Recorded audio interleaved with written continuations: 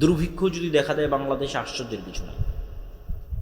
এরকম পরিস্থিতি যদি আর 2-3 মাস চলে, তেল এবং গ্যাসের সংকট, আর এই সংকট শুধু বাংলাদেশে তা না, এই ইন্দোনেশিয়া, মালয়েশিয়া, ফিলিপাইন, থাইল্যান্ড, একই সিনারি। ভারত, পাকিস্তান, এমনকি ইউরোপ, এমনকি আমেরিকা, সব জায়গায় সেম সিনারি।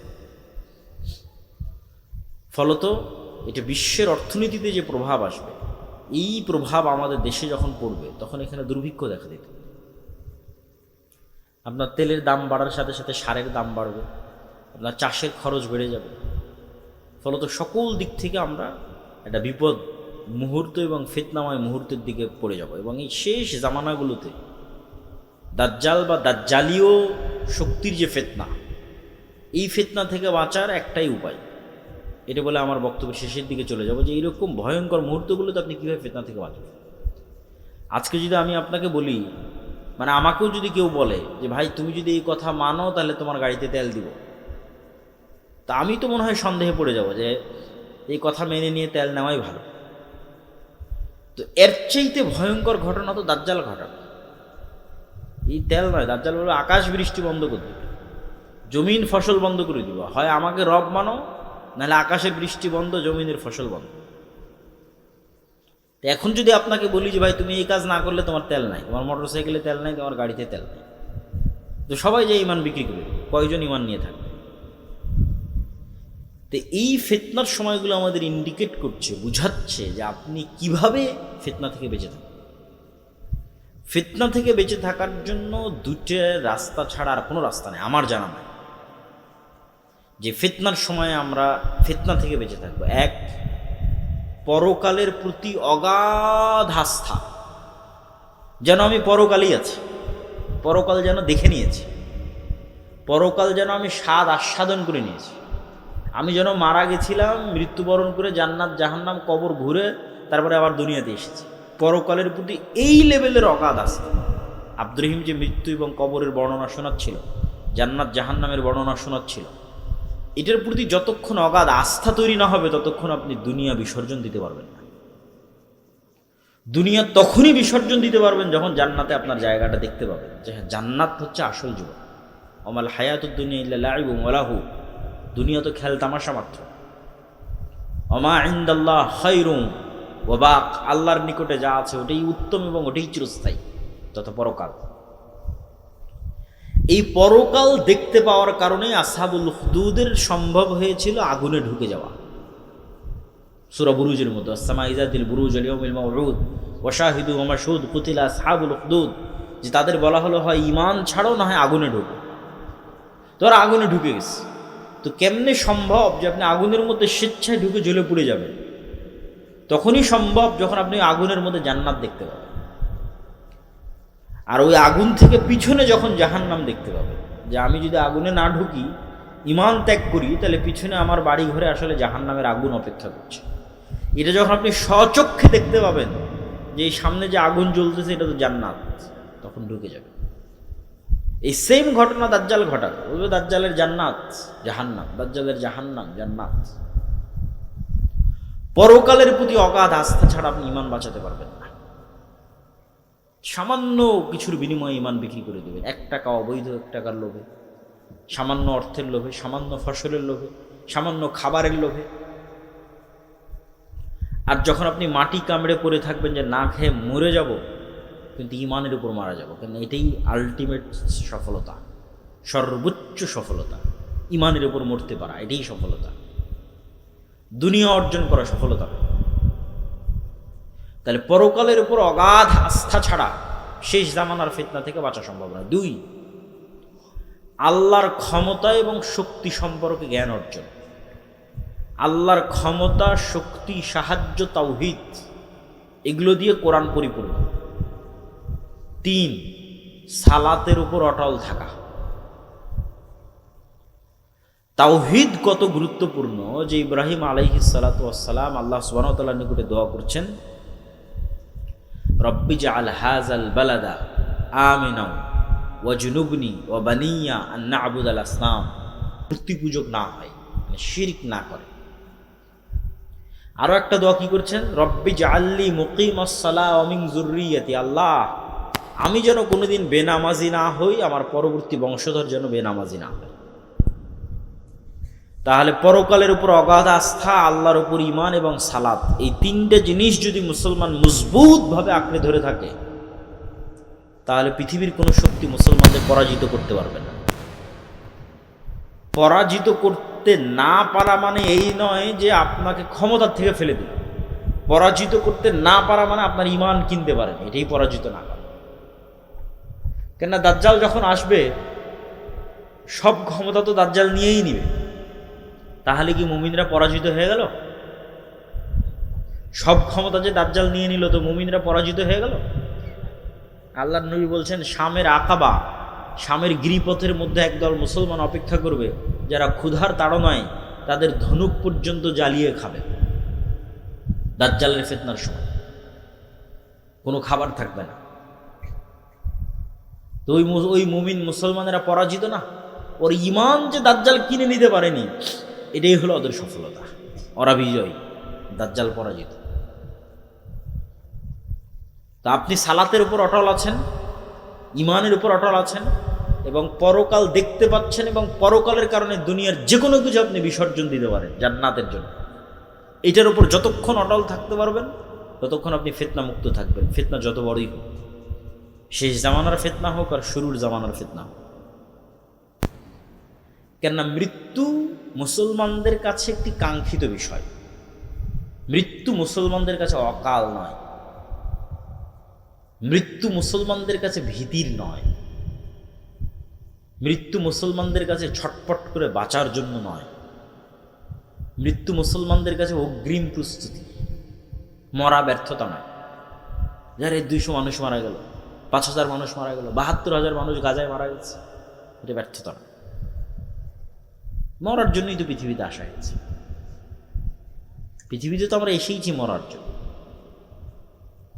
যদি মরা এতই ভয়ঙ্কর ভয়াবহ কিছু হতো, তাহলে সাহাবীরা আর জিহাদ করতেন না, রাসূল সাল্লাল্লাহু আলাইহি ওয়াসাল্লাম আর জিহাদ করতেন না, যুদ্ধ করতেন না, শহীদ হতেন না।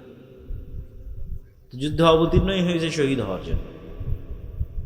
তাহলে মৃত্যু অত্যন্ত স্বাভাবিক এবং অতিকাঙ্ক্ষিত একটি বিষয়, যদি সেটি নাফসে মুতমাইন্না হয়। ইরজিই ইলা রাব্বিকি রাযিয়াতাম মারজিয়া, যে প্রস্তুত আল্লাহর সাথে সাক্ষাতের জন্য, যে প্রস্তুত আল্লাহর কাছে ফিরে যাওয়ার জন্য। অর্থ এটাই আনন্দ যে সে মৃত্যুবরণ করবে, এটাই তো আনন্দ।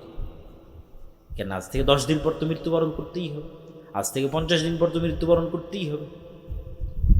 তাহলে মৃত্যুর ভয়ে মুসলমান কিছু করে ফেলবে, এটা অসম্ভব।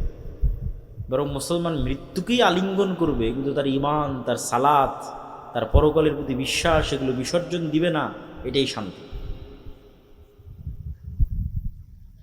এই জন্য 1 টাকাও অবৈধ অর্থের প্রতি লোভ থাকা যাবে না। আপনার যদি 1 টাকা অবৈধ অর্থের প্রতি লোভ থাকে, আপনি পৃথিবীর এই ফিতনা থেকে বাঁচতে পারবেন না। দাজ্জালের ফিতনা থেকে বাঁচা আপনার পক্ষে সম্ভব নয়। কেন আপনি ওই 1 টাকা অবৈধভাবে উপার্জন করেছেন, মানে আপনি 1 টাকার কাছে বিক্রি হয়ে যাবেন। এই জন্য আপনি 1 টাকা অবৈধভাবে উপার্জন করেছেন। তাহলে ওই 1 টাকা আপনাকে দাজ্জাল দিলে আপনি ওটাও নেবেন, যে ঠিক আছে তোমারটাই নেই, কেন আমার 1 টাকার দরকার। আর যদি আপনি শতভাগ হালালের উপর টিকে থাকতে পারেন, তাহলে বোঝা যাবে যে হ্যাঁ, ঈমান নিয়ে ফাইট করার মতো ঈমান, এই পৃথিবীতে ঈমান নিয়ে ফাইট করার মতো ঈমান আপনার আছে, যে আপনি শতভাগ হালালের উপর টিকে আছেন এবং হারামের ফাঁদে পা দেন। তো আমি আমার বক্তব্য দীর্ঘায়িত করতে চাচ্ছি না। এই সংক্ষিপ্ত আপনাদের জন্য উপদেশ এবং নাসিহার সারমর্ম কি? এই সংক্ষিপ্ত উপদেশ এবং নাসিহার সারমর্ম হচ্ছে, মুসলমানদের জ্ঞান এবং বিজ্ঞানে সামনের দিকে এগিয়ে যেতে হবে, মসজিদগুলোকে জ্ঞানের মারকাজ বানাতে হবে, এবং মসজিদ ভিত্তিক দিন চর্চার চেষ্টা করতে হবে, নেতৃত্বের কালচার তৈরি করতে হবে, আমর বিল মারুফ ওয়ান নাহি আনিল মুনকার, সৎ কাজের আদেশ, অসৎ কাজে বাধা দিতে হবে। অসৎ কাজ মানে সকল ধরনের অসৎ কাজ, নেতা মানে ন্যায়পরায়ণ সত্যবাদী, এটা হওয়ার কালচার তৈরি করতে হবে। আর শেষ জামানার ফিতনা থেকে বাঁচার জন্য ঈমান, সালাত এবং পরকালের প্রতি অগাধ আস্থা, এই বিশ্বাসগুলো নিয়ে আমাদের পৃথিবী থেকে বিদায় নেওয়ার চেষ্টা করতে হবে। আল্লাহ সুবহানাহু ওয়া তাআলা আমাদের তৌফিক দান করুক, আল্লাহুম্মা আমিন। আপনাদের যদি কোনো প্রশ্ন থাকে, আমি সেই প্রশ্নগুলোর উত্তর দেওয়ার চেষ্টা করব ইনশাআল্লাহ। রাত এই জন্য গভীর করলাম না যে ফজরের সালাতে সবাইকে উঠার চেষ্টা করতে হবে, বলেন ইনশাআল্লাহ। ঈসা আলাইহিস সালাতু ওয়াস সালাম ফজরের সালাতে অবতীর্ণ, তো যে ফজরের সালাতে থাকবে না, ওর সম্ভব নয় ঈসা আলাইহিস সালামের সাথে সঙ্গী হওয়ার। আল্লাহ কবুল করুক আমাদের, আল্লাহ আমিন। কোনো প্রশ্ন থাকলে আপনারা করতে পারেন, যদি লিখিত অথবা মৌখিক।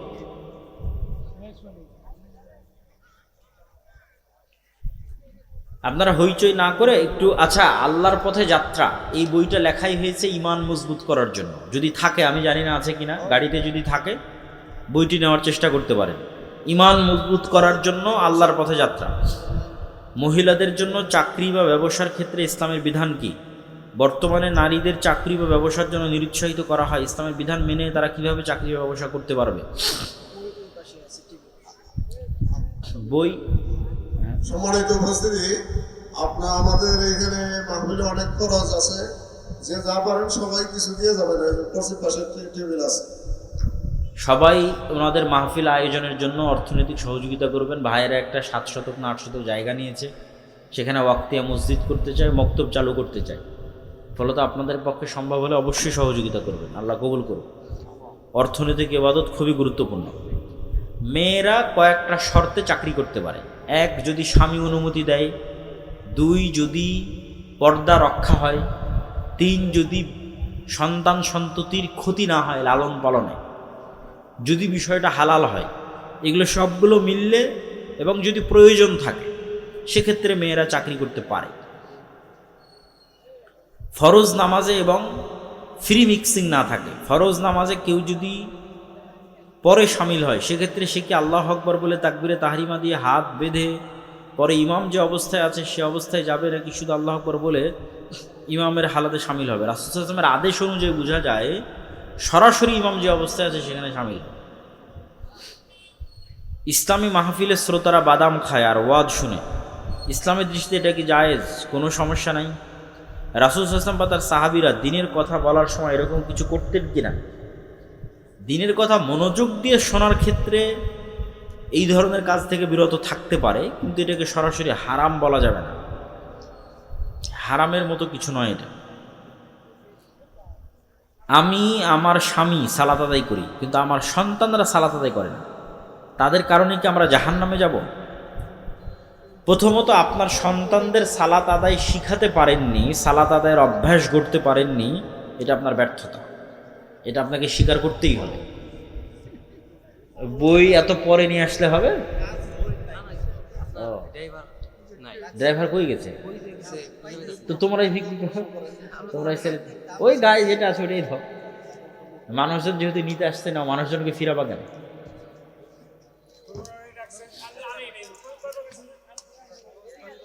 তো আপনি আপনার সন্তানদেরকে, বই যারা নিতে চান তারা স্টেজে আসতে পারে। আপনি আপনার সন্তানদেরকে সালাত শিখাতে পারেননি, এটা আপনার ব্যর্থতা। এখন কি করণীয়?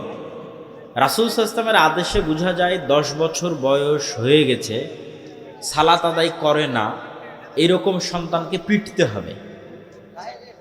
এরকম সন্তানের খাবার বন্ধ করে দিতে হবে। এরকম সন্তানের বাড়িতে থাকা বন্ধ করে দিতে হবে। বাড়িতে থাকা, খাওয়া, পড়াশোনার খরচ 10 বছর পার হয়ে গেছে, এরকম কোনো সন্তানের পক্ষে সালাত ব্যতীত পাওয়ার কোনো সুযোগ নাই ইসলামের দৃষ্টিতে।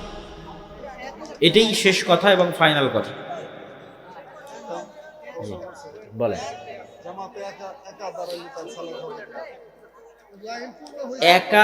একা দাঁড়ালে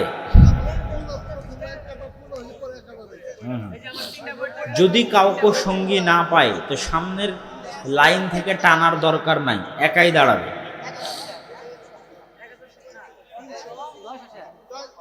আমরা সবাই বৈঠক শেষে দোয়া পড়ি, সুবহানাকা আল্লাহুম্মা ওয়া বিহামদিকা আশহাদু আল্লা ইলাহা ইল্লা আনতা আস্তাগফিরুকা।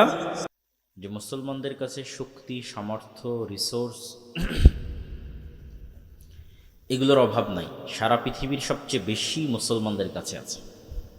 সারা পৃথিবীর সবচেয়ে বেশি তেল মুসলমানদের কাছে আছে। সারা পৃথিবীর সবচেয়ে বেশি গ্যাস মুসলমানদের কাছে আছে। যদি কোনো দিন তেল এবং গ্যাস শেষ হয়ে যায়, যে সৌর বিদ্যুৎ বা সোলার প্যানেল এগুলোর শক্তি তথা সূর্যের শক্তি পৃথিবীর মানুষ কাজে লাগাতে চায়, তো সবচেয়ে বেশি মরুভূমি, সবচেয়ে বেশি রোদ মুসলমানদের কাছে আছে, আর সবচেয়ে শীত, সবচেয়ে ঠান্ডা তাদের কাছে যারা মুসলমান নয়। তথা কোনো দিন যদি সূর্যের শক্তির ভিত্তিতেও ক্ষমতার মানদণ্ড নির্ধারিত হয়, সেখানে মুসলমানেরাও এগিয়ে থাকে। সমুদ্রের রাস্তায় যদি দেখেন, হরমুজ প্রণালী বলেন, ইয়েমেনের কোনায় যেটা আছে বাব আল মানদেব ওইটা বলেন, সুয়েজ খাল বলেন, যেগুলো সারা বিশ্বের সকল ব্যবসা বাণিজ্যের মূল কেন্দ্র, সেন্টার, এগুলো সকল প্রণালীর উপর আধিপত্য আছে মুসলমানদের। কিন্তু এত বিশাল বিশাল শক্তি, সামর্থ্য এবং ক্ষমতার মালিক হওয়ার পরেও মুসলমানেরা মাজলুম। তার সবচেয়ে বড় কারণ হচ্ছে বিভিন্ন মতবাদ দিয়ে মুসলমানদের বিভক্ত রাখা হয়েছে। জাতীয়তাবাদ দিয়ে, ন্যাশনালিজম দিয়ে, গণতন্ত্র দিয়ে, বিভিন্ন রকমের মতবাদ দিয়ে এক এক মুসলমানকে এক এক অঞ্চলে এমনভাবে বিভক্ত রাখা হয়েছে যাতে এই শক্তিগুলোকে একত্রিতভাবে মুসলমানেরা প্রয়োগ করতে না পারে, এবং মুসলমানদের মধ্যেই শত্রুতাকে কন্টিনিউ করা যায়, যাতে হরমুজ প্রণালী, বাব আল মানদেব, সুয়েজ খাল একক কোনো মুসলিম নেতার হাতে না থাকে, আর যত তেল এবং গ্যাসের রিসোর্সগুলো আছে এটাও একক কোনো মুসলিম নেতার হাতে না থাকে, বিভক্ত বিভক্ত, টুকরো টুকরো। তাহলে যখন যাকে যেভাবে ইচ্ছা তখন তাকে সেভাবে ব্যবহার করা যাবে। যখন ইরাকের প্রেসিডেন্ট সাদ্দাম হোসেনের বিরুদ্ধে তাকে ধ্বংস করার দরকার হবে, তখন তার সাথে যার শত্রুতা তৈরি করার দরকার হবে। আবার যখন আরেক দেশকে ধ্বংস করার দরকার হবে, তখন তার সাথে যার শত্রুতা করার দরকার হবে। এই ডিভাইড অ্যান্ড রুল, ভাগ করো এবং শাসন করো, এই যে পদ্ধতি, তো পৃথিবীর সকল সম্ভাবনা থাকার পরেও মুসলমানেরা সবচেয়ে অসহায় এবং সবচেয়ে মাজলুম। তার অন্যতম একটি কারণ হচ্ছে যে সমস্ত ভ্রান্ত মতবাদ দিয়ে মুসলমানদের বিভক্ত রাখা হয়েছে, সে ভ্রান্ত মতবাদগুলো। এবং দ্বিতীয় আরেকটি বড় কারণ, যদিও ইদানিং বহু বক্তব্যে আমি দাজ্জাল, ইমাম মাহদি, ইয়াজুজ মাজুজ এগুলো নিয়ে আলোচনা করেছি, সেক্ষেত্রে আমি দেখেছি মানুষের মধ্যে একটা মনের ইচ্ছা লক্ষ্য করা যায় যে মানুষ, আমার ধারণা যে সাধারণ মুসলমানদের যদি অবস্থা হয় তাহলে অন্য সব জায়গায় সকলের একই অবস্থা, যে সবাই এই মনে করে বসে আছে যে হ্যাঁ আমার তো কিছু করার দরকার নাই, ইমাম মাহদি আসবে উনিই সব করবে, ঈসা আলাইহিস সালাম আসবে উনিই সব করবে, তাহলে অন্য মুসলমানদের আর মুসলিম নেতাদের আর কোনো করণীয় নেই। এই চিন্তা যদি সুলতান মোহাম্মদ আল ফাতেহ করতেন তাহলে উনি মাটির উপর, পাহাড়ের উপর দিয়ে জাহাজ চালাতে পারতেন না। উনি কিন্তু ইস্তাম্বুল বিজয় করার সময় মাটির উপর দিয়ে জাহাজ চালাইছে, পানির উপর দিয়ে নয়। মানে যখন সকল রাস্তা বন্ধ হয়ে গেছে, যখন সবাই হাল ছেড়ে দিয়েছে যে না এবারও ইস্তাম্বুল বিজয় সম্ভব নয়, ইস্তাম্বুল বিজয় করার জন্য, তুরস্ক বিজয় করার জন্য একদম আল্লাহর নবীর যুগ থেকে সুলতান মোহাম্মদ আল ফাতেহের যুগ পর্যন্ত অসংখ্য মুজাহিদ বাহিনী চেষ্টা করেছে, কেউ পারেনি। কেন? এটা খ্রিস্টানদের সবচেয়েতে, যেমন আজকের ইতালির রাজধানী রোম, এরকম বাইজেন্টাইন এম্পায়ারের রাজধানী হচ্ছে তুরস্কের রাজধানী কনস্টান্টিনোপল, কুস্তুনতুনিয়া, ইস্তাম্বুল। এটা বিজয় করা এত সহজ নয়। তো যখন সবাই হাল ছেড়ে দিয়েছে, তখনও সুলতান মোহাম্মদ আল ফাতেহ স্বপ্ন দেখছেন যে না ইস্তাম্বুল বিজয় সম্ভব। তো যাওয়ার যে কোনো রাস্তা নাই, তবু তাহলে মাটির উপর দিয়ে জাহাজ চলবে। মাটির উপর দিয়ে কেমনে জাহাজ চলবে? তো বলে নিচে কাঠ বিছাও, কাঠের উপর তেল লাগাও, আর তার উপরে জাহাজ উঠাও, তেলের ঘর্ষণে জাহাজ টেনে নিয়ে যাও। তেলের ঘর্ষণে জাহাজ টেনে নিয়ে গিয়ে এমন জায়গায় জাহাজ নামাও যেখানে শত্রু কল্পনাও করেনি যে এখানে জাহাজ নামতে পারে। তো উনি যদি চিন্তা করতেন যে না ইস্তাম্বুল বিজয় করার কাজ তো ইমাম মাহদির, কেন হাদিসে কিন্তু আছে যে কিয়ামতের পূর্ব মুহূর্তে ইস্তাম্বুল বিজয় হবে। তো ইস্তাম্বুল বিজয়ের কাজ যেহেতু ইমাম মাহদির, তা আমার করে কী লাভ? আমার করে তো কোনো লাভ নাই।